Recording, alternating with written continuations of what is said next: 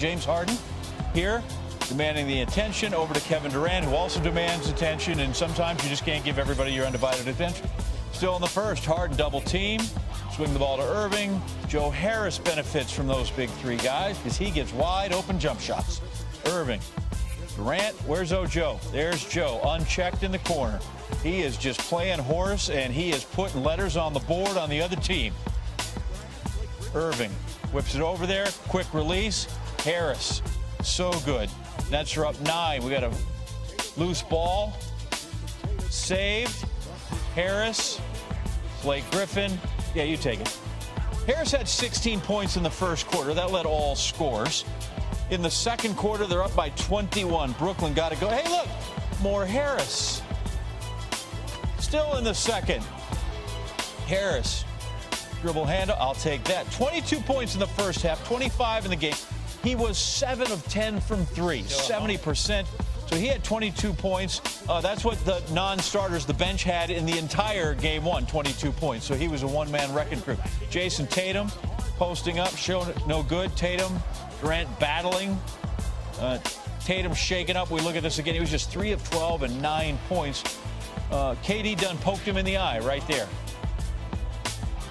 So we're going to get that looked at, and we're not. This game is lost, and we're not going to put you out there to potentially risk anything else. We'll need you here when we get back to Boston. He was done for the night. Harden, Blake Griffin, older but still athletic, inside again. He was just up there with one hand. 2 dunks in a minute. Remember his last 25 games with the Pistons, he didn't dunk at all. Then he came over in his first game with the Nets. He dunked. So he came through with 11 points. Harden assists on both those. He had 7 assists in the game to go along with 20 points. They're up 23. Kyrie, ISO, handle. So good. Wow. We got to guard that, huh? He had 15. KD had 26, and that's when at 1:30 went away. Coach Nash on his triumvirate. It's about that time together on the floor. Time together to understand and to gel and to make those connections that will afford us more, down the line. But, it's the time and it's the mindset that we need to improve. We're, like I keep saying, we're not a team that's running this back for year 4 or 5. We're trying to figure it out as we go here. So each night is important, not only on the scoreboard, but also as far as our development. We've got to be way better. We got to get down the floor quicker. We've got to execute faster. We have to be more detailed and better in our defense. We need to be more on a string. We need to be way better. I mean, they exposed that because they were really good. But I was disappointed in how we played versus the other night. Brooklyn improves to 8-2 with the big three in the lineup. There were 72 regular season games, 2 playoffs. That's 74. They're 8-2. They've only played 10. 130 points in game 2 is a team playoff record for points in a regulation game. Starting 5, especially potent, averaging 95 points per game here over the first 2 contests in the series. KD becomes the 4th Nets player to score at least 25 in his first 2 playoff games with the team. They've now won 9 in a row in the playoffs against the Celtics. That's crazy. Dates all the way back to the 2002 East Finals. No other team has more than 6 straight. Sports Center on a Tuesday, and the Joker goes wild in Game 2 between the Nuggets and Blazers. Everybody knows Jokers can be a wild. Damian Lillard, he had a good night. Wasn't about Lillard. Blazers down 8, uses the screen, hits from deep. Blazers trailing 63-58. Next possession, Lillard.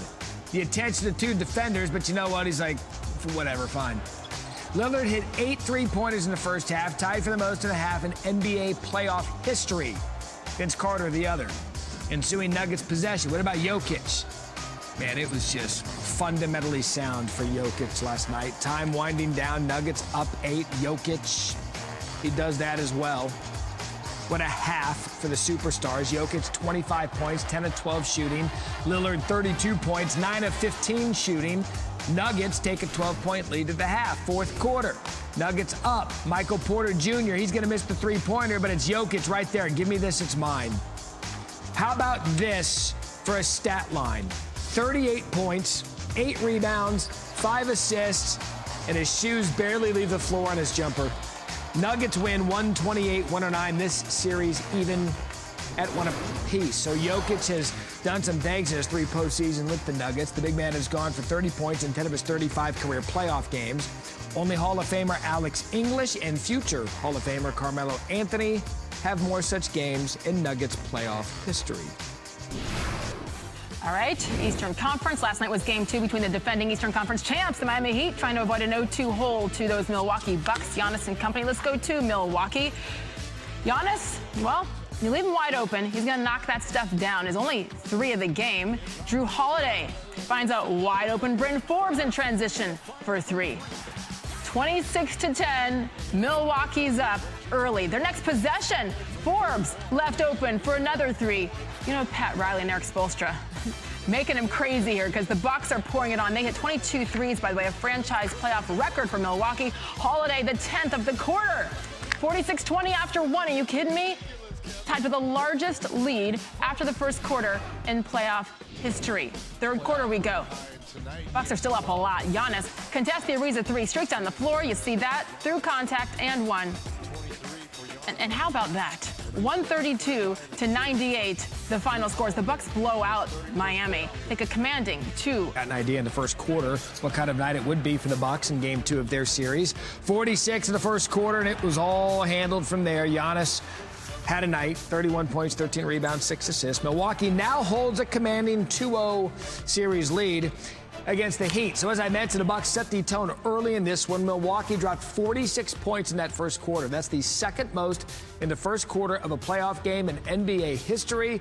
They also sunk 10 3-point field goals in the first quarter, tied for the most in any quarter in any playoff game in history.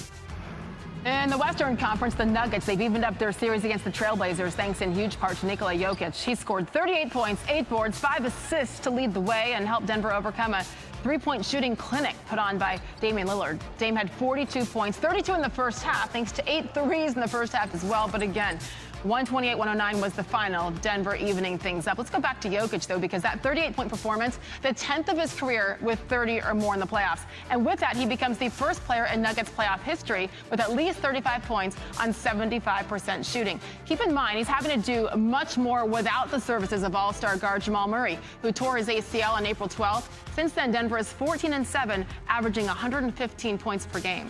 In the desert, after the Lakers got sunburned by Phoenix Sunday. Here we go with game 2 as they try to keep it going and take care of the defending champions. Down 0-2 would be great if you're Phoenix. Devin Booker led the way in game 1 with 34 points, the most ever by a Suns player in his playoff debut. This is uncharted territory for LeBron James. He's never faced a 0-2 deficit in the first round in his career. Teams that start a 7-game series down 0-2 have won the series just 7% of the time. That's a big deal. And Anthony Davis is going to need to be a big part of this game if the Lakers want to win. He did not play such a great role in game 1. He shot just 5 of 16 from the field, just 13 points in game 1, tied for his fewest in a postseason game. And as we all know, afterwards he took the blame for the loss, put it on his shoulders. So now they're trying to erase that and focus on evening this thing up. We welcome in our Lakers reporter, Dave McMenamin. And Dave, as far as adjustments are made, that need to be made, every coach has to make some, probably a little more for the Lakers and Frank Vogel versus Monty Williams. What lineup adjustments are you hearing about for tonight for LA? Well, we know they've had that backlog at center since they picked up Andre Drummond, and certainly they want to continue to use Drummond because he's going to be a free agent this summer, and they want to show him that there's going to be a place for him to return to, and there's going to be playing time and minutes. But they could change up what you see coming off the bench in terms of their center rotation. Montrezl Harrell got the backup minutes at center in game 1. It wasn't like he was completely ineffective, but Frank Vogel said we had to be willing to make adjustments and look at what we have available personnel-wise. That would suggest that, there you see him right there, Marc Gasol could come off the bench, get dusted off, and be brought in as a secondary playmaker. Certainly he has the type of size to swallow up any body banging that would occur with DeAndre Ayton. And also defensively, he may not move the way he once did, but he is so smart and can call out defensive coverages from the back line. And so that'd be the guy you'd look to. And perhaps, they go with a guy like Markieff Morris, who also hasn't played in this series, just to give them a little extra shooting. They were 7 for 26 from 3 in game 1. That's not going to get it done. You know, Frank Vogel did such a good job of making adjustments in that lineup during that play-in game for the Golden State Warriors. So he's not afraid. This is going to be a fun one to watch to see if they can even it up. Dave, today marks the 1-year anniversary of the murder of George Floyd. What are teams planning to do to commemorate the day? Sage, I'm told that the Suns are going to have a moment of silence to observe the memorial or observe the anniversary of George Floyd's death. The Lakers already shared a post on Instagram with his date of birth, October 14th, 1973, and date of death last year on this date. And LeBron James shared that Instagram post on his account earlier today. Certainly this will be something on the players' minds, especially the players that competed last year in the bubble. Before every game in the bubble, there was a video tribute acknowledging what's going on, what was going on in terms of racial disharmony in our country at that time, and certainly for many of these players who come from tough parts of this country, they know the struggle that can occur, and so certainly this will be part of the team's preparation today. They'll be thinking about George Floyd. Dave McMenamin, thank you very much.